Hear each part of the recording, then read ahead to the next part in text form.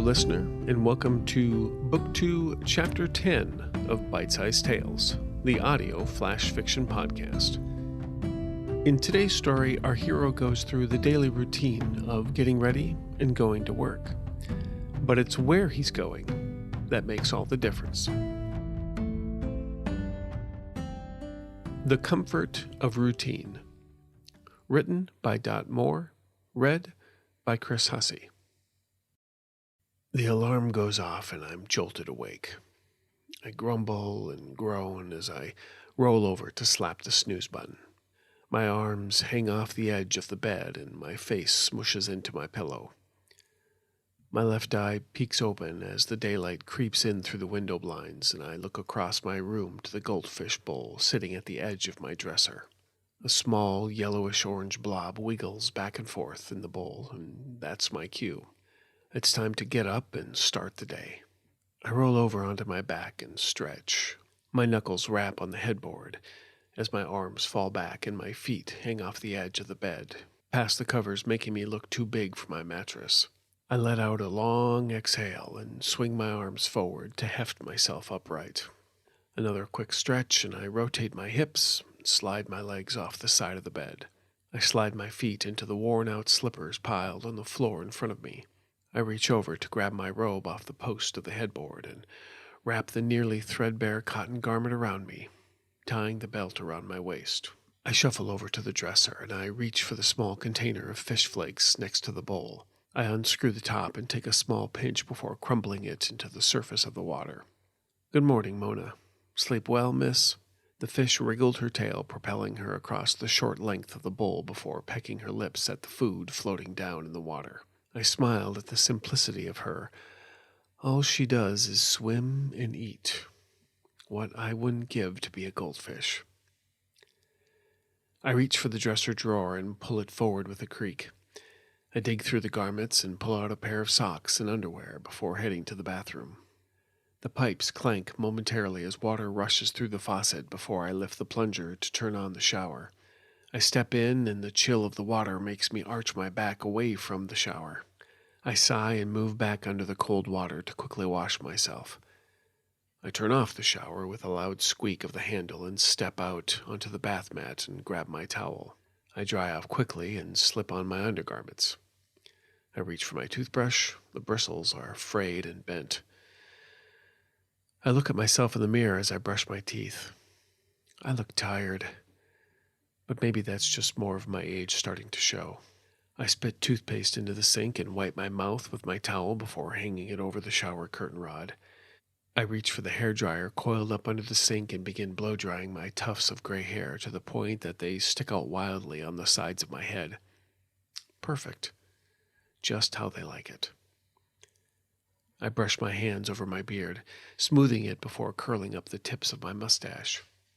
I look myself over in the mirror and take a deep breath before stepping from the bathroom back into my bedroom. My closet doors are slightly open already as I reach in to grab my clothes. I finish dressing quickly and move through my tiny apartment to the kitchenette area and pull out the toaster from a cabinet. Bread goes in, I get the cherry spread from the fridge and a knife from the drawer and assemble some semblance of a breakfast before I need to head out the door. I call back into the room with a slice of toast hanging out of my mouth as I'm halfway across the threshold. "Bye, Mona. Hope your day goes swimmingly." I chuckle to myself as I close the door and lock it behind me. I rush down the staircase of my apartment building, nearly slipping on a few steps. I knew I bought these shoes a size too big. I make it to the front doors of my building and am greeted by our doorman, Roger. He turns to face me and gives a kind smile before pulling the door open for me. I slip past him and adjust the flower pinned to my lapel, and he shuffles back slightly.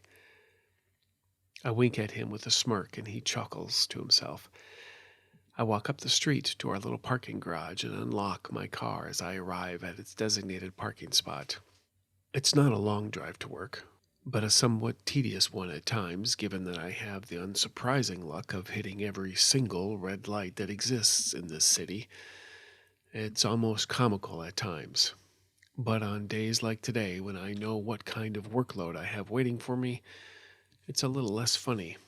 I honk at someone that cuts me off in an intersection and immediately regret overreacting. No one got hurt. I left plenty of room. It's fine, really. I arrived after a quick 20-minute commute. I shift the car into park, but before stepping out, I look at myself in the rear view. I fluff the wisps of my silver-gray hair sticking out in all directions. I straighten and smooth the colorful patchwork of pocketed squares that comprise my suit, and I search for the glint of joy that shines through my eyes. I grab my bag from the trunk and walk up to the building. Before stepping through the automatic doors, I take a deep breath and put on my kindest smile. I walk past the receptionist with a pleasant exchange and head for the elevators to get to the children's wing of the hospital. The excited nerves start to hit, and I psych myself up a bit before the doors open once more with a resounding ding. I smile wide as 6 pairs of eyes light up and turn to look at me. They're stuck in place by the tubing and wires that lead to monitors on poles, but in an instant they all shout in unison, "Pockets, you're here!" The glee in their little voices is enough to snap me into character, and I step into the room with exaggerated movements. "Well, hey there, kiddos. I'm so glad to see you all up and out of bed." I slowly reach my hand into one of my back pockets and pull out a bouquet of collapsible flowers before flashing it to the kids with a flourish. "Say, do any of you like magic tricks?"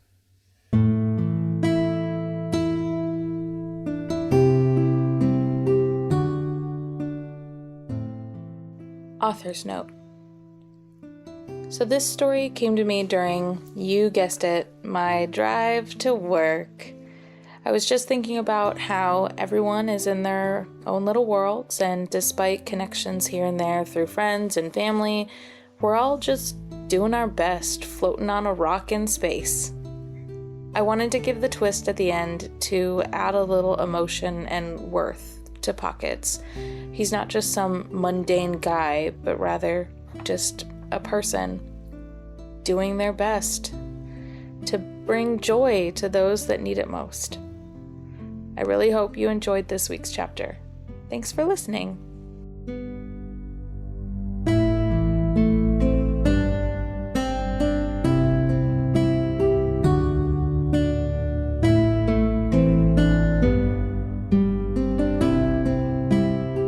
This chapter of Bite-Sized Tales has been brought to you under a Creative Commons Attribution, Non-Commercial, No Derivatives 4.0 International License.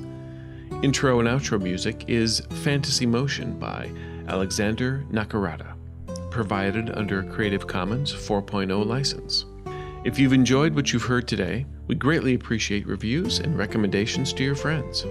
For more information about our authors, please visit bitesizedtales.com. We look forward to reading to you next time.